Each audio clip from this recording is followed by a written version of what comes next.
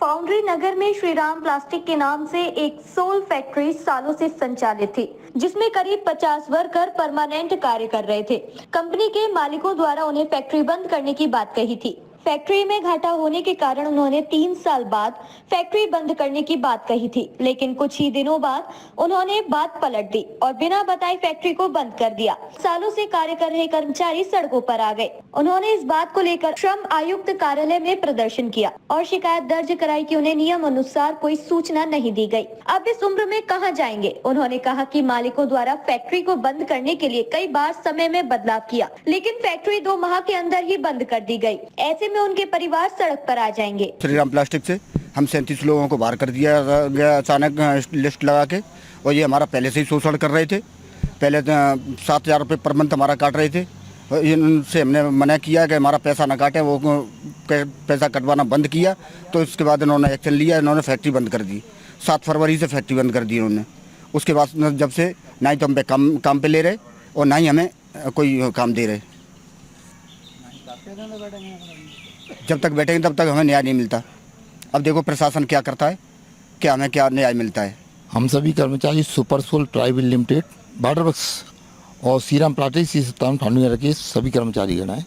इनके डायरेक्टर एक ही हैं, विपिन बंसल, रुचिर बंसल और रचित बंसल जी।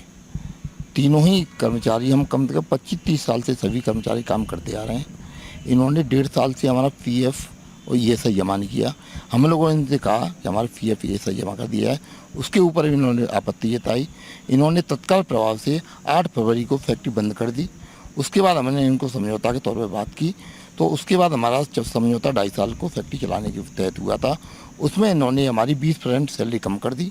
उसके बाद अपनी मनमानी से हमारा सबका PF काटना बंद कर दिया, ESI काटना बंद कर दिया और हमें कैजुअल बेसिस पर काम करने को मजबूर कर दिया। फिर भी हम उसके समझौते के काम करने को राजी हुए।